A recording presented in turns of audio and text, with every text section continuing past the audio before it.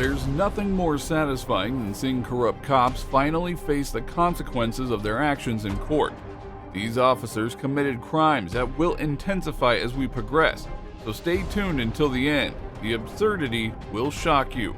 But first, meet this officer who thought his badge would grant him immunity from the fact that he was a cold-blooded murderer. Mr. Pregandi, if you give up all those rights today and thereby give up the right to have a trial, there's never going to be a trial in these matters, sir, and instead we are going to resolve it all here. Mr. Pregandi, you're joining with your lawyer, sir, and pleading no contest to this disorderly conduct charge back from September the 8th, 2009. What is it specifically that you did that you're causing you to plead no contest to disorderly conduct here today, Mr. Pregandi? I took photos that were eventually blown up, I believe. What? I took photos of a female that I arrested. Why would you plead no contest to a charge of disorderly conduct for having done that? I guess I broke policy, and I guess I made her feel uncomfortable, Your Honor. Why would you have made her feel uncomfortable, sir? The judge didn't take the charge easily, as he started questioning the officer and ended up taking the case to trial with a felony charge. Well, this officer got to know the court is not a place to mess around. This next cop's life ended in a courtroom. Despite your efforts at the time to appear emotional and sad and distraught, it's clear to me that you're a remorseless killer. A former Idaho police officer, Daniel Howard, was arrested in April 2023 in connection to the murder of his wife, Kendi. The case proceeded to a trial, and after 2 weeks of testimony from witnesses and investigators, the jury reached a verdict. 1. Is the defendant, Daniel C. Howard, guilty or not guilty of domestic battery? Guilty. Count 2. Is the defendant, Daniel C. Howard, guilty or not guilty of murder in the first degree? Not guilty. Is the defendant, Daniel Howard, guilty or not guilty of second degree murder? Guilty.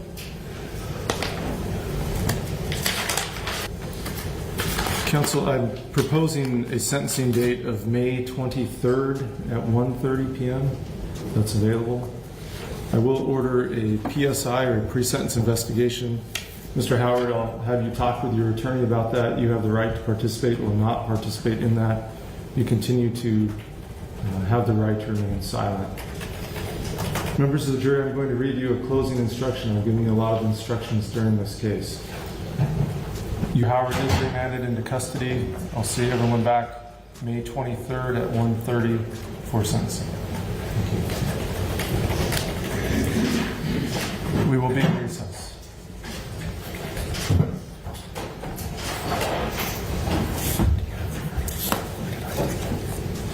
Howard was found guilty of second-degree murder and domestic battery. It was revealed that the couple were having marriage problems and shared $2 million in assets, which was Howard's motive for murder. I struggle with guilt, and I struggle with not knowing. I wish I could have convinced her to stay with me instead of going home that night. The fear on her face and in her voice when she told me about how she woke up with him standing over her. Well, nothing will fill the hole he has created. Nothing can fix or undo what he has done. But her name can be free. The thought that he can no longer have control over her name, her memory, and her spirit gives me... Not that monster, I assure you, that people portray. Despite a heartfelt plea from Kendi's daughter, Howard maintained his innocence, insisting he did not murder her. Ultimately, the judge proceeded with the sentence and had some strong words for the killer. But what we know, beyond a reasonable doubt, is that you strangled your wife, you murdered her, and then you staged her naked body in the bathtub, shot her through the mouth, and tried to pass this off as a suicide. That's proven beyond a reasonable doubt. And, you know, often in horrible crimes like this, everybody wants to know why. And often we don't know why. And I can't get inside your brain, but the pretty clear evidence, I agree with the state, is that this was due to, you know, jealousy, greed,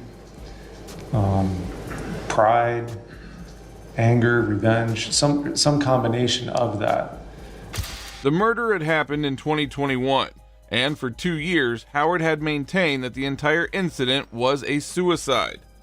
It is safe to say that this ugly human had no remorse for his actions. You didn't just, when you killed Kendi, you didn't just kill your wife. You killed a mother, you killed a grandmother, you killed a sister, you killed a daughter, you killed a coworker. You killed somebody who brought a lot of life and light to those around her and those she touched. And you snuffed that out because of your own pride, greed, and anger. Despite your efforts at the time to appear emotional and sad and distraught, it's clear to me that you're a remorseless killer. And I don't say that lightly. I don't say that lightly at all because we don't like to think that anybody would be like that. Remorse, the lack of remorse, the lack of caring, and just the callous disregard that you had for Kendi and how her death affected those around her. And that you had these same thoughts. You were talking about allowing people to live through your own self-control and restraint, understanding why people would kill their, quote, old ladies and go to prison. And so you're 58 years old. I don't see a lot of rehabilitation, sadly, in your future. Maybe, perhaps, but that's not a significant mitigating factor in sentencing you. The judge was measured and thoughtful as he delivered a crucial speech trying to knock some conscience into the former police officer, who sat through it pretty emotionless. The public needs to know that there is a severe punishment for murdering your wife. And there's no sort of mitigation because the marriage is on the rocks or the wife was unfaithful or things like that. There's absolutely no justification here for murdering your wife. And I think it's important that the sentence sends that message. But what I know beyond a reasonable doubt is that you strangled or asphyxiated your wife. You murdered her. You staged her body to be found as if it were suicide. It's an outrageously egregious murder. And of course, all murder is, but this is particularly heinous in my view, having sat through the trial and seen all the evidence. As the judge explained, this was quite a heinous crime, and the sentence needed to reflect its gravity. And gravity of the offense standing alone is sufficient to justify a fixed life sentence. And that is what I'm going to impose here. I think Kendi's family deserves to have that closure. The crime is so egregious that I don't think... The judge handed down a life sentence for the heinous crime with no possibility of parole. Howard can now reflect on his life and attempt to change, but he'll be doing so within the confines of a prison cell. While this officer was owned badly, these next two officers did something strange in a courtroom. A hearing was going on in a courtroom in DeLand, Florida, when a couple of police officers got a little swayed away. Things got a little too much when the male deputy struck her colleague's face by his handkerchief. She even went over to swipe his face with a highlighter, all while the courtroom watched. She returns the favor with a solid arm punch, then swipes his face with a highlighter. A third deputy can be seen covering his mouth as the friendly fight continues to escalate. It is or is not? The friendly fight escalated as the deputies were completely unaware of the surroundings. The female deputy even opened a taser in the courtroom, and when the other deputy tried to get to his handkerchief, she just casually tossed it away. However, this wasn't the end of their friendly fire as Deputy Wells delivered a final blow.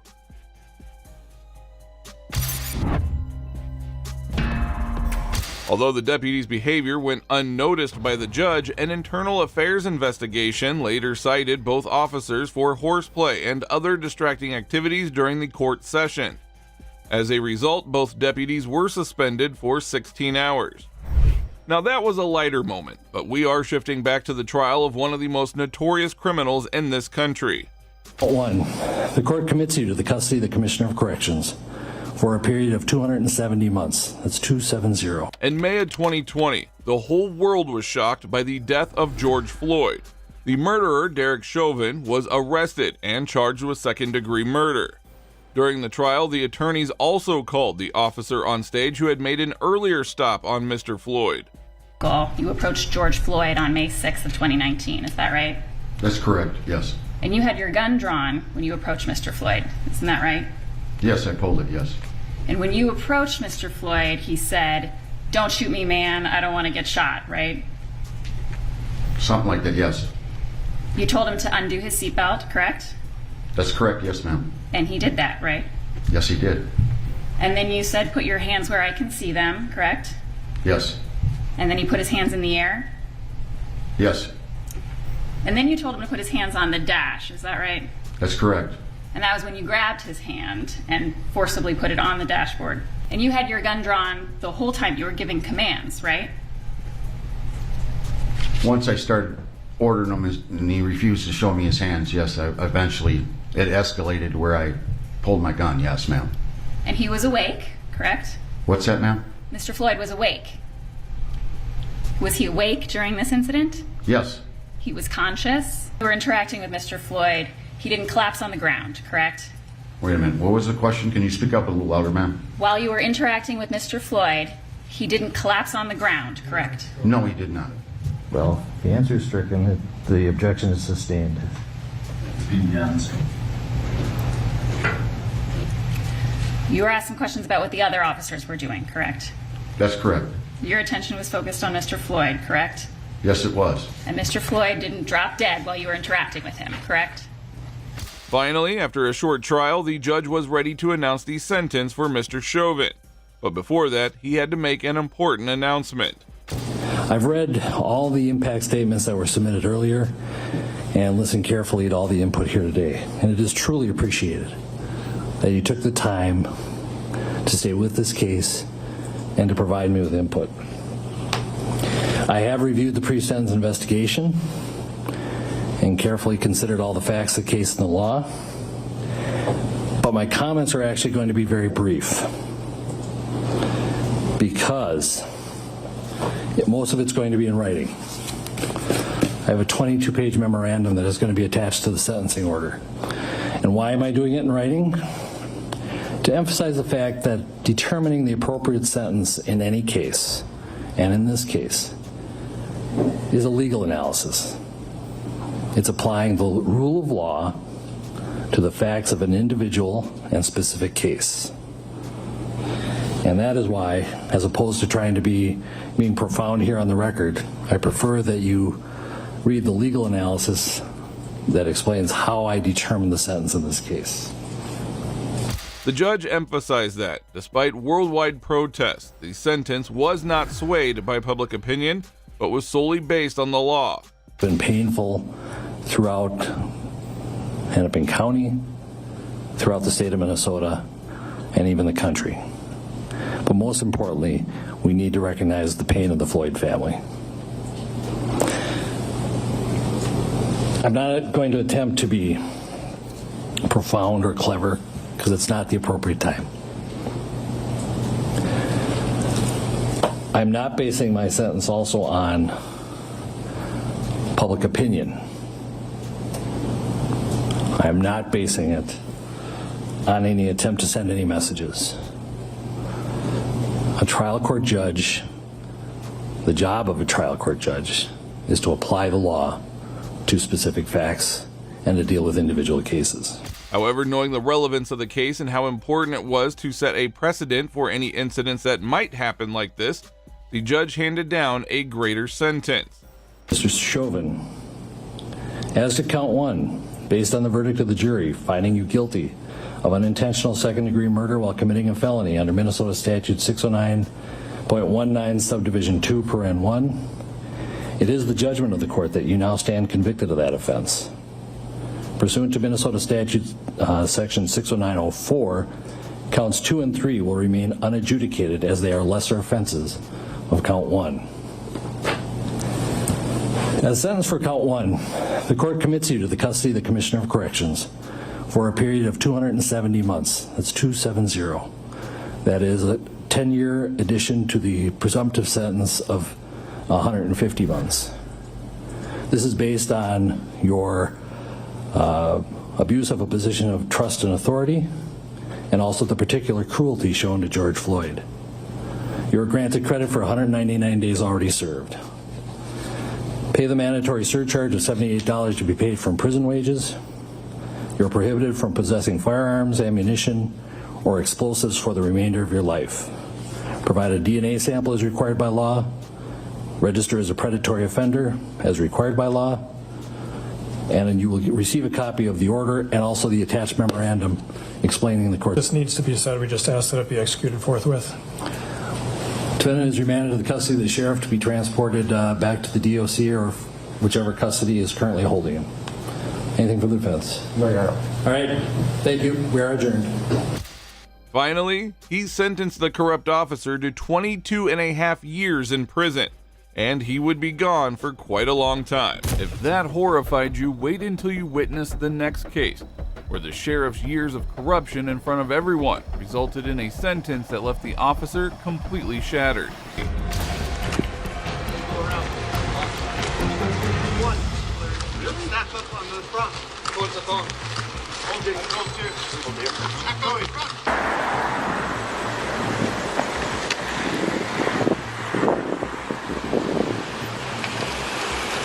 Morning, sir. Executing search warrant. Sheriff Lujan. Search warrant for him or? For the building as well. For what? I have no idea. It's house. But no, just stay here. No, I can't have you enter the scene. You guys are fucked up, man. Why are they beating on things? You guys want to put him? Let's get him on the opposite side of this truck. Let's go over here, sir. Cody? Let's go on the I can't opposite tell. side. Sir, let's walk over here. Why is that? That's messed up. Let's walk over here. Sure. That's what I'm saying. Let's get him on the opposite side of this truck. Well, you got Tabitha over there. Right, yeah. I got the press out here taking pictures of me in handcuffs. The sheriff was shocked by the circumstances and felt he had too much right to be the target of a search like this. To get him to cooperate with the search, deputies had to use their authority.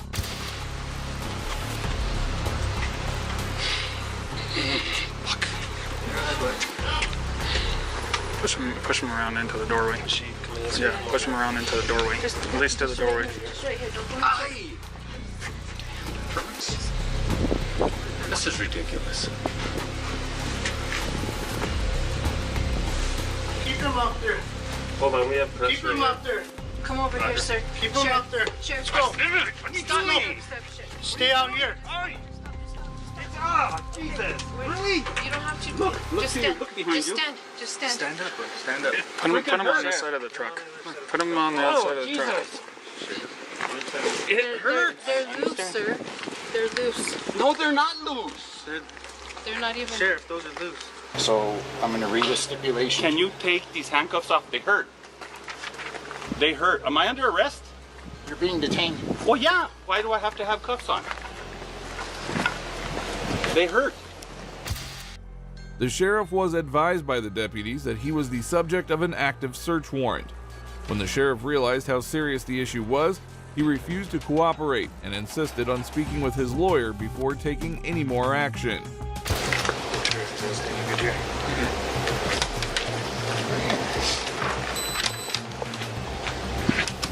25, 21 units, make sure you guys stay running, huh? So on this is signed by a district court judge. Okay? Judge Bowman.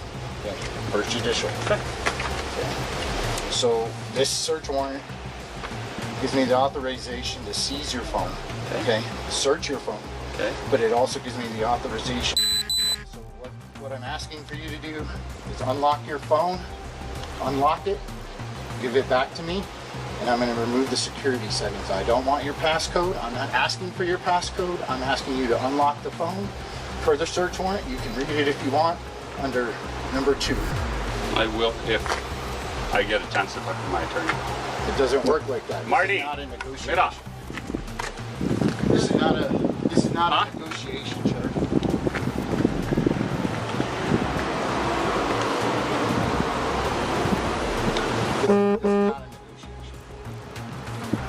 Given how many warrants he probably handled in his career, it is astonishing that a sheriff would not know how a warrant works.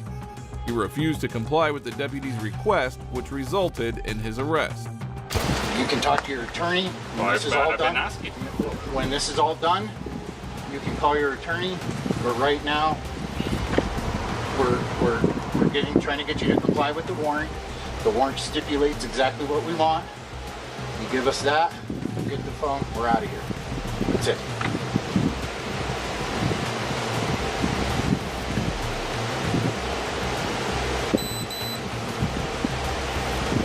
What do you want to do, Sheriff? Right now, I'm under arrest. Because I am under arrest. I am in handcuffs. I'm not free to leave. I'm not free to leave? Am I free to leave? No.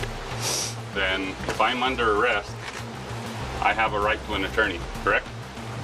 You do. Okay. And I'm not questioning you. I'm invoking my right to an attorney right now. Okay. Do you understand that? So, take him in. Book me for booking. For obstruction. Obstruction. Booking. I'm not obstructing. Take him over here to our unit. Take him over here to our unit. Over here, Sheriff. Over here. Sheriff. They're gonna book me. Really? Look at this shit. Look. Stop. Just walk up. What are you doing? The sheriff faced public humiliation right outside of his own office. Instead of giving up his phone to the officers, he chose to be handcuffed. I'm telling you what the warrant stipulates. I understand that. And I told you what the warrant stipulates. You had every opportunity to cooperate. You want to cooperate, you're going to jail. Have a seat, sir. All right, man. Why is already Take the whole thing off. No, I haven't been searched. Just take me so we can do it. I just want to make sure you don't have any knives. I don't have any knives. I don't have any weapons. That's my wallet. Yes, your wallet. What's it? My keys to my truck. I don't have any weapons. Okay? I really don't. You took my weapon. As a matter of fact, you left it on the back of my truck over there. Did you get somebody to secure it, We'll please? secure everything for you. Have a seat. Can you move these to the front? No, sir. Against department policy. Have a seat. Well, it's tighter than hell. They hurt. Sheriff, those are very, very loose. Really? Step out. Let me see if I can fix them. They're very, very loose. His arrest was not taken lightly by the sheriff's colleagues, who started threatening the Santa Fe deputies. Tensions between the two departments were only heightened by the fact that they were arresting their own sheriff while on Rio Arriba territory. That's his mag, and then we're gonna get you his sidearm. Get everything. I don't want part of it. What do you mean everything? Everything. So this is what we took off this person? You're the one that took it off this person? Took it off this person. Deputy Graves. Well, inventory it before you get it. We're handing it right over to you. Inventory. Get away from me. What you guys are doing? We're trying to do everything peacefully. We tried to. Okay? That's all we're doing. We're done here. We're leaving. Okay, well, get out of here then. You're done. Get out. We'll leave when we're ready. You said you were done. Yeah, we're wrapping it up right now. You know how it goes. You know how it goes. We're doing our law enforcement duties. That's it. District court signed it. That's it. Okay. Okay, so as soon as we're done, we're going to get out of your hair. Why are you calling everybody here to put them in bonds? House. Well, right now it's ours. Right now it's ours. Oh, wow. We own the building right now. Shut up. Don't talk to me like that. Shut up. Hey. I don't work for you. Don't talk to me like Shut that. up. Easy, easy. Get that and let's go. Are we done in there? Are we done in there? Okay. The sheriff was taken straight to the police station for further questioning by the deputies, who refused to back down despite the mounting pressure. I have no idea, sir. You find out from her? You go ask her. Well, this is your house. You go ask her. Oh, now it's my house. Yeah, it is now. Because we just gave it back to you.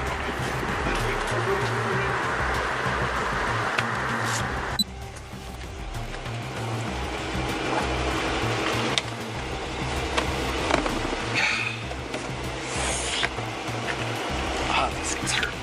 God.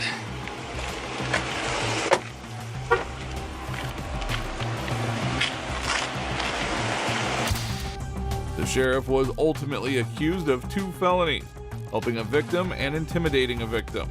When the case went to trial, the judge gave a harsh verdict, holding the corrupt sheriff completely responsible for his deeds. The people of Rio Arriba County elected you to be sheriff. They put their trust in you to uphold the law, and you let them down. Yes, Your Honor, I try to do the best that I can to help everybody I can, and I in no way would want to. The law is the law. You are not above the law, nor can you ignore the law when it serves your purpose. The sentences will be served consecutively for a total of 4.5 years, of which 3 years of imprisonment and 1.5 years supervised probation. You let down the people of Rio Arriba County, and you let down the Sheriff's Department, the department that you led. What kind of example were you giving the people that you supervise? He resigned as sheriff 1 day after being found guilty and was sentenced to a 3-year jail sentence. This next officer did not care about his actions, even in the presence of an 8-year-old. It's the jury having found you guilty of the offense of manslaughter and assessed this punishment. Dean was initially charged with the murder of Jefferson. However, the judge told the jury that they might also consider a manslaughter conviction prior to the panel's deliberation. A manslaughter conviction in Texas can result in a maximum sentence of 20 years in jail. Verdict reads, we the jury, having found the defendant Aaron York Dean guilty beyond a reasonable doubt of the offense of manslaughter, assess his punishment at confinement in the Texas Department of Criminal Justice for 11 years, 10 months, 12 days. They do not assess a fine. And it is signed by the presiding juror. You may be seated. Thank you very much. Members of the jury, as we went through before, I'm going to call your juror number and ask you if this verdict is your individual verdict. Juror number 1, is this your verdict? Yes, Your Honor. Juror number 3, is this your verdict? Yes, Your Honor. Juror number 4, is this your verdict? Yes, Your Honor. Juror number 6, is this your verdict? Yes, Your Honor. Juror number 9, is this your verdict? Juror number 14, is this your verdict? Yes, Your Honor. Juror number 15, is this your verdict? Yes, Your Honor. Juror number 21, is this your verdict? Juror number 31, is this your verdict? Yes, Your Honor. Juror number 32, is this your verdict? Juror number 37, is this your verdict? Juror number 38, is this your verdict? Yes, Your Honor. Your verdict will be received and filed. Thank you very much. The main question at trial was whether Dean knew Jefferson was carrying a weapon. In his testimony, Dean claimed to have seen her weapon, but the prosecution said that the evidence did not support this claim. It's the jury having found you guilty of the offense of manslaughter and assessed this punishment. It's the order of the court you be remanded to the custody of the sheriff, be delivered to the director of the Texas Department of Criminal Justice to serve your sentence as required by law. You will receive credit for all the time that you have served in custody on this case from the date of your original arrest up until today, which would be the date of sentence. You have the right to appeal the jury's decision. You do so by giving written notice of appeal to the Second Court of Appeals here in Fort Worth within 30 days.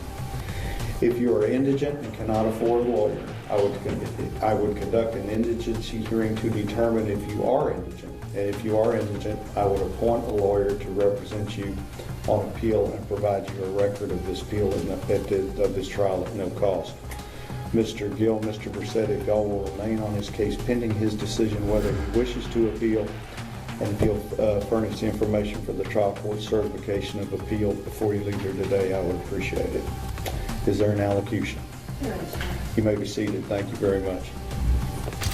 The cop received a sentence of over 12 years in jail after being found guilty of manslaughter. Later on, a $3.5 million settlement was also approved for the boy who saw his aunt getting shot to death through her home's window. The saga of evil cops just doesn't end here. This next officer didn't hesitate to shoot a schizophrenic patient.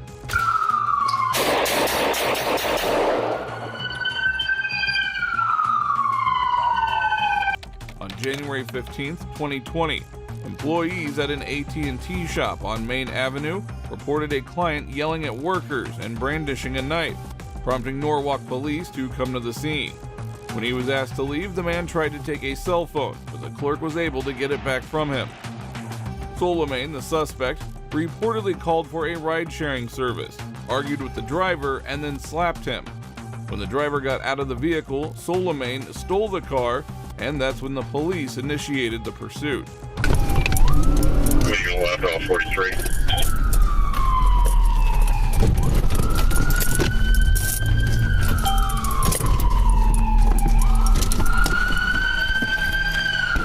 Get out of the car!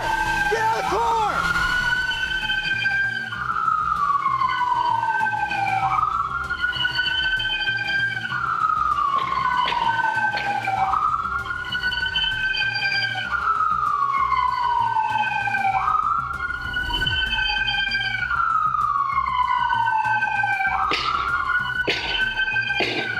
Jackson! Go to taser!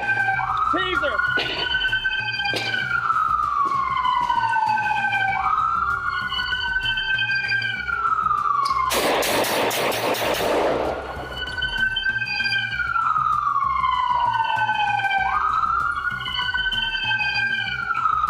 He's got a knife! Drop the knife! Drop the knife! Solomon was chased by state police on I-95 North from Norwalk into West Haven, where he collided with multiple cars and police cruisers. When he pulled onto the exit 43 ramp and stopped under the Campbell Avenue Bridge, the chase came to an end.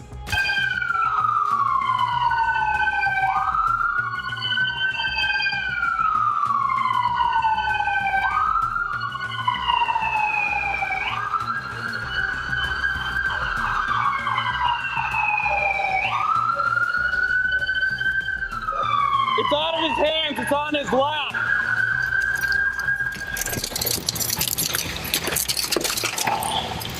I got the knife. It's on the hood. Pull him out.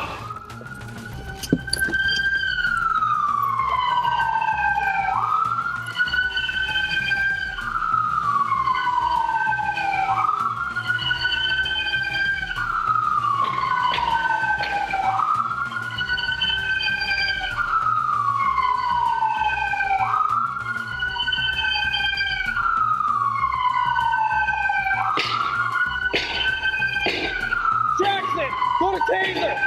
Taser. While the police officer yelled orders, a trooper smashed the car's window and retrieved the knife. From another angle, it becomes clear what the trooper did next, an action that will leave you in complete shock.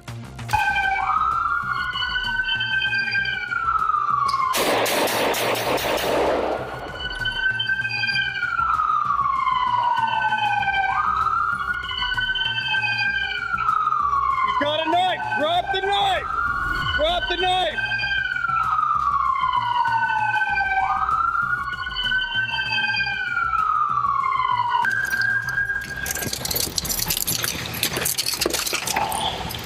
I got the knife.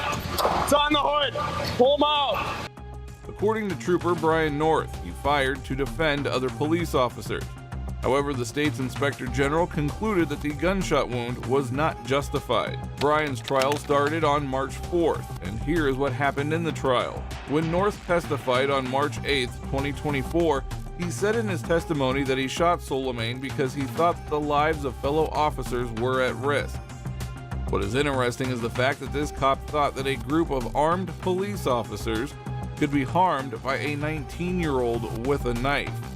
Now, sir, you were asked a series of questions about you firing your weapon in this towards Mr. Suleiman. Please describe again why you fired your weapon that day. It was to protect the West Haven officer and Trooper Jackson from the threat of imminent death or serious physical injury. And you were just shown a series of still photographs that included Trooper Jackson's body-worn camera. You recall seeing those? Yes. And again, your decision to use force the way you did was based on what? It was based on what I was perceiving at the time. During the trial, the lawyers kept delving deeper into the circumstances surrounding Suleiman's death, relying on video footage and police department testimony for further examination. Who was in charge? There was no one person in charge. And who made the decision to break the passenger side window? It was a West Haven officer, Officer Rappa.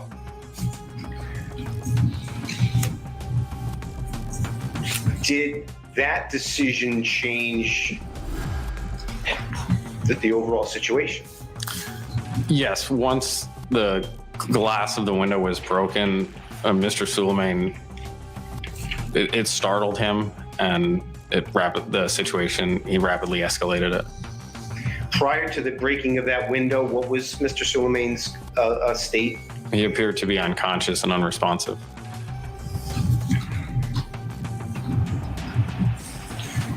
We watched a video of you interacting with Trooper Richter and Sergeant Kiley. Do you recall that? Yes. The prosecution argued that North's early remarks after the shooting were contradictory, as the officer ordered Suleiman to drop the knife completely, ignoring the fact that he shot Suleiman 7 times. So we're not trained to reassess after each shot. We're trained to reassess after each use of force, which would be an engagement. So that brief series of shots you would then reassess after that. And Attorney Devlin had asked you, if I'm quoting correctly, did you fire as many times as you wanted to? My question is, how many times did you want to? There was no number. It was just whatever I thought was necessary to stop the threat at hand. And then you use the term reassess. At what point would then you have the ability to reassess?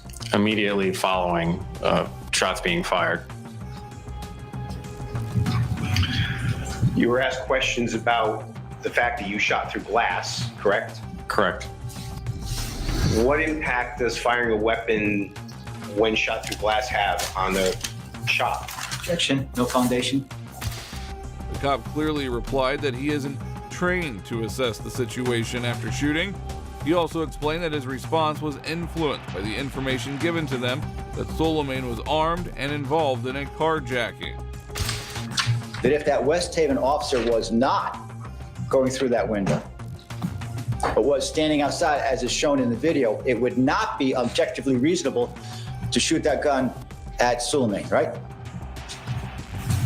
Objection, Your Honor, that's speculation. He's asking, he had him read the state police criteria there, and I'm asking him if no one's going into that car, it's objectively unreasonable to shoot the driver. Can we just do it one step at a time? Sure. When the officer asked him if using the gun was an objectively reasonable response given the situation, the officer remained silent. He was unable to defend the use of deadly force above de-escalation. Is he guilty or not guilty of the lesser included offense of criminally negligent homicide in violation of Connecticut General Statutes 53A, 55, with which he stands charged? Not guilty. Does the court accept this verdict? Yes. The jury may be seated.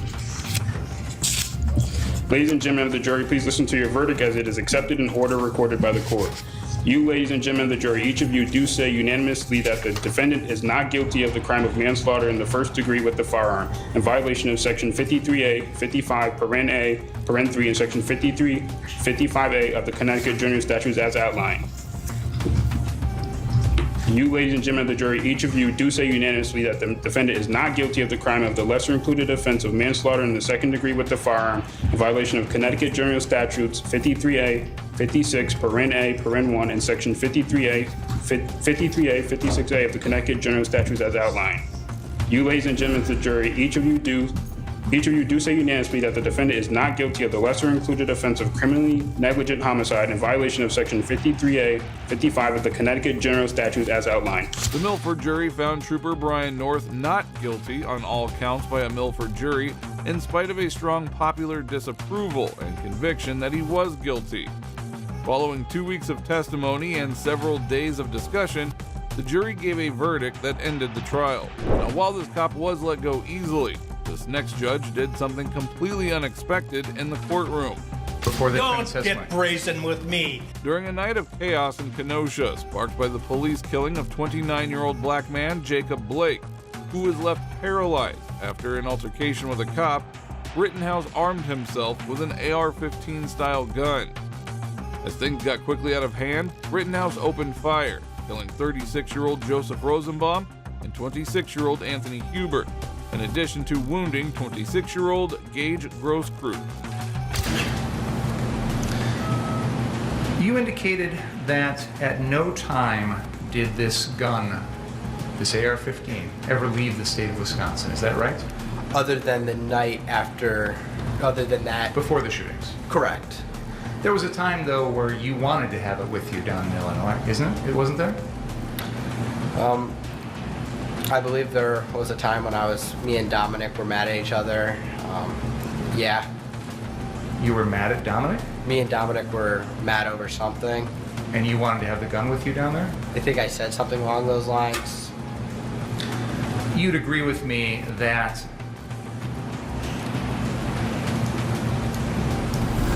Let me back up for a second here. You have testified to this jury that you used deadly force against Joseph Rosenbaum, Anthony Hubert, the man who attempted to kick you in the face, and Gage Grosskreutz on the night of August 25th, correct? Yes. And you did that because you felt that your life was in danger from those four people, correct? Yes. And you are telling this jury that it was, in your mind, justified to use deadly force to protect your own life, correct? Yes. Many of the most contentious topics of the country are addressed in this case, such as vigilantism, self-defense, the Second Amendment, violence during racial justice protests, and the different perceptions of how the legal system and law enforcement handle white people and people of color. You'd agree with me that you were not allowed to use deadly force to protect that CarSource building, correct? Well, I wasn't using deadly force to protect the property. I used deadly force to protect myself, so... Please listen to my question and answer my question if you can. You'd agree with me that you were not allowed to use deadly force to protect that CarSource building, correct? Yes. You'd agree with me that you were not allowed to use deadly force to stop someone from smashing the windows of an unoccupied parked car, correct? I don't think you could use deadly force for that. You'd agree with me that you can't use deadly force to stop someone from lighting a metal dumpster on fire, correct? Correct. You'd agree with me that you can't use deadly force to stop someone from tipping over.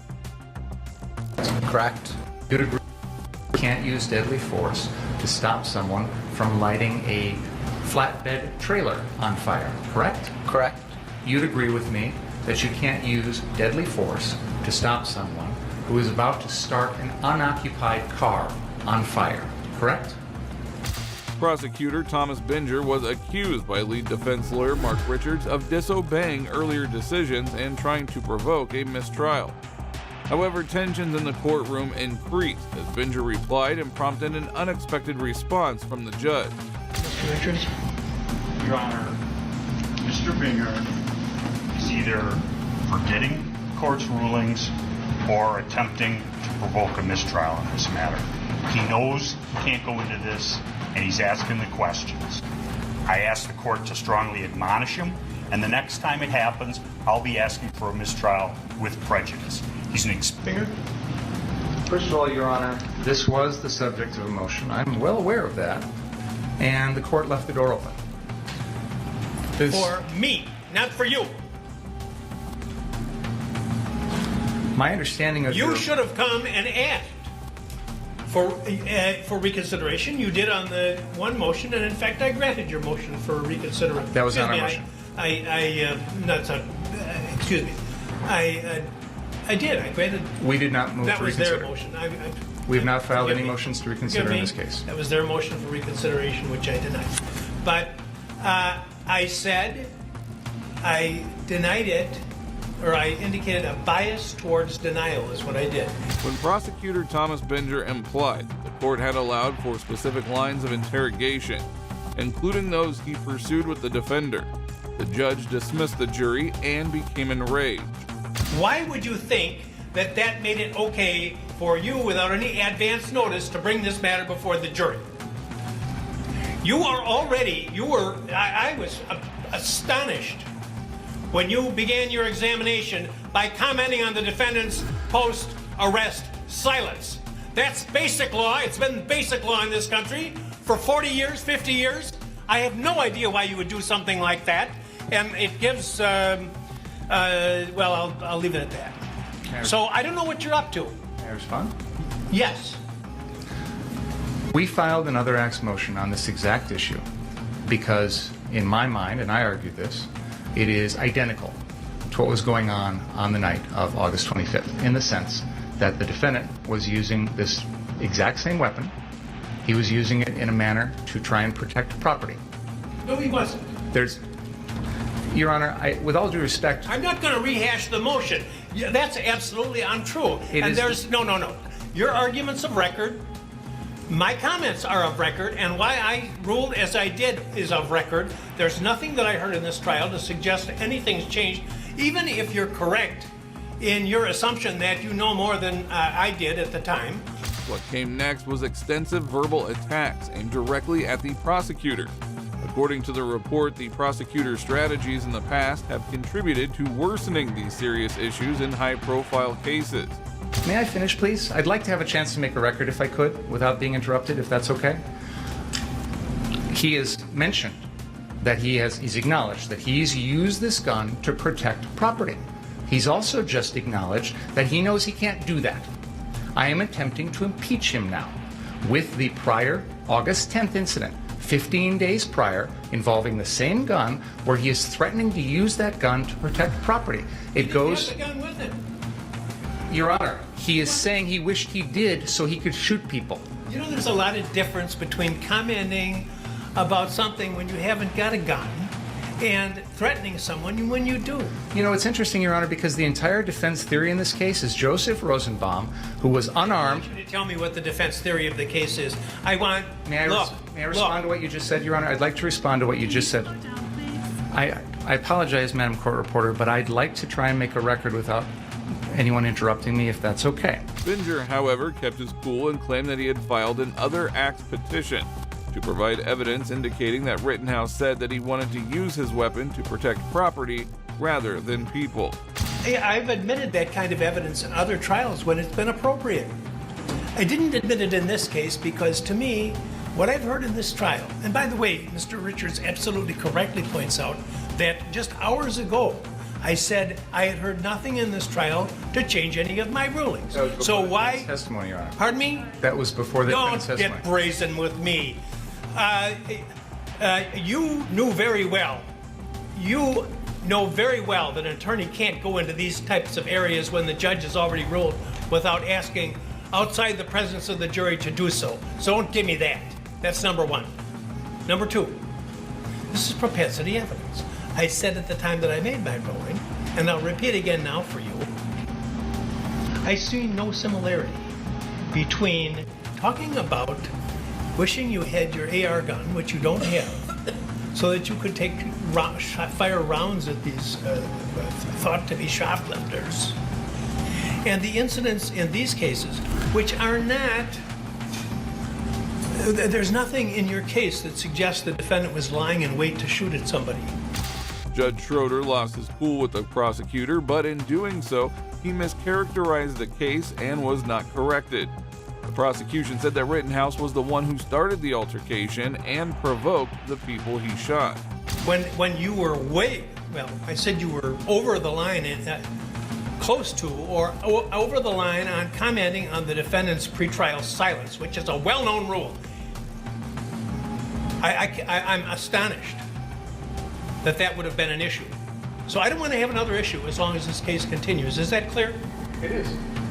Thank you. Ask the jury to come back in, please. However, Rittenhouse faced numerous charges that included first-degree reckless homicide, use of a dangerous weapon, first-degree endangering safety, first-degree intentional homicide, possession of a dangerous weapon, and first-degree recklessly endangering safety.